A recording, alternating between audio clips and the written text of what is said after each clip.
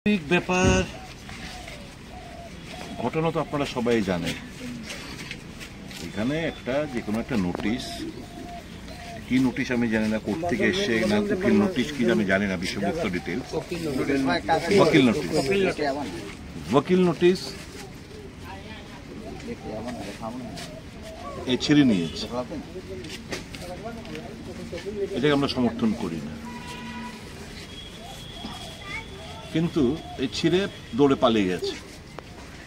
এখন তার ওর বাবাকে, অসুস্থ 65-এর ওপর বয়স, ওর বাবাকে থানা গ্রেফতার করে নিয়ে গেছে।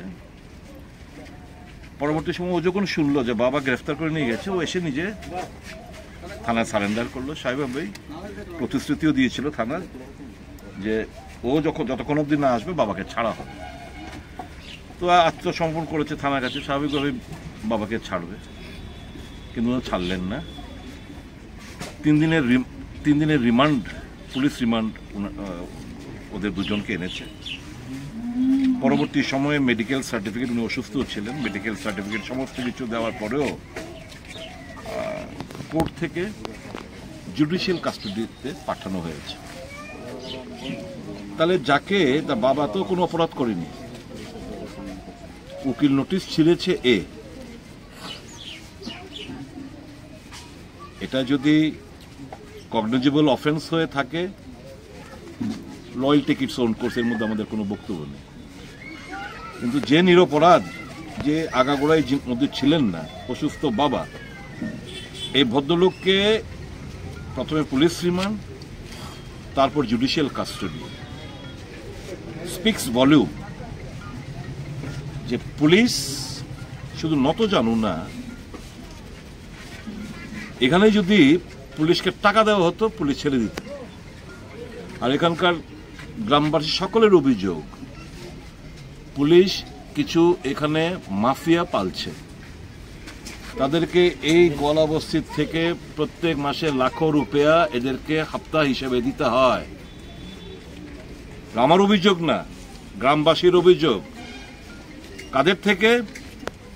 যারা ড্রাগ এর সাথে জড়িত, ড্রাগ মাফিয়ারা, তাদের থেকে পুলিশ হাফতা নেয় এবং নিরপরাধদের তারা টর্চার করে। এবং নিরপরাধ এর বাবাই যদি ওই মাফিয়াদের 10, 20, 15, 20, 25 হাজার টাকা দিতেন, এটা আধা আধা ভাগ হয়ে যেত, তার বাবাকে ছেড়ে দিত। কিন্তু তাদের অর্থনৈতিক ওই অবস্থাটা নেই।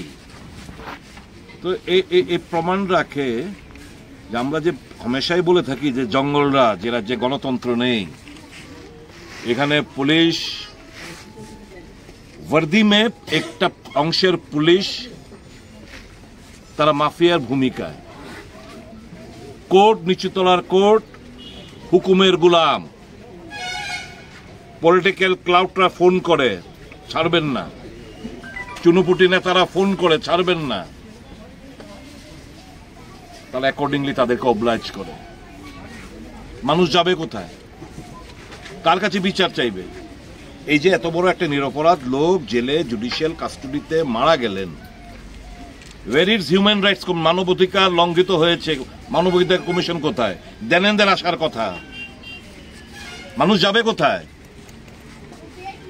এত বড় একটা ন্যাক্কারজনক ঘটনা যে বিনা চিকিৎসায়, বিনা দোষে একজন সিনিয়র সিটিজেনকে হেনস্থা করে প্রথমে পুলিশ রিমান্ড, তারপরে জুডিশিয়াল কাস্টডিতে তার মৃত্যু হয়। এটা তদন্ত হবে না সঠিকভাবে? হিউম্যান রাইটস কমিশনের আসবে না? Wire R they?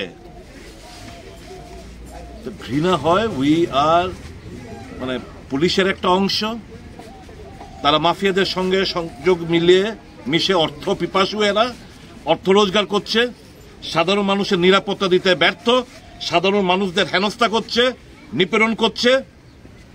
They want মানি, টাকা চাই।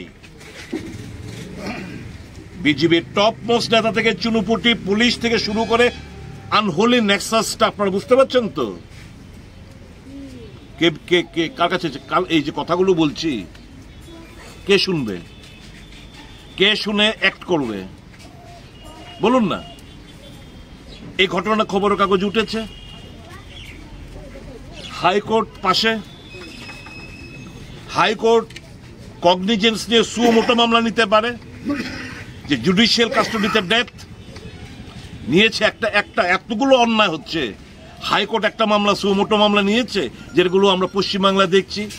হাইকোর্টগুলো সুমোটো মামলা নিয়ে নোটিশ সার্ভ করছে, গভর্নমেন্ট অ্যাক্ট করছে না, নিচু তলায় কোর্ট সারেন্ডার করে ফেলেছে। তাদের অঙ্গুলি হেলনে সমস্ত ক্রিয়াকর্মগুলো করে পুলিশের ফরওয়ার্ডিং রিপোর্ট, পুলিশের সেকশন দেখে বিভিন্ন সেকশন অন্যায়ভাবে ইম্পোজ করে, এই সেকশন হয়েছে জেলে পাঠিয়ে দাও। What is this going on? From whom will you seek justice? বিচার কার কাছে চাইবেন আপনারা? মানুষকে ঐক্যবদ্ধ হতে হবে। মানুষ ঐক্যবদ্ধ, आप सब लोग इकट्ठा हो, ये अराजकता को खत्म करना है, ये जंगल राज को खत्म करना है। जिसका पिताजी गुजर गया, वो पिताजी, उसका मम्मी, भाई और जितने भी परिजन है, उनका दर्द आप लोग महसूस करो। उनका दर्द आप सबको महसूस करना है और ऊंची आवाज से न्याय के लिए, अपने हक के लिए आगे बढ़ना है। नहीं तो ये जो जंगल राज खत्म नहीं हो पाएगा।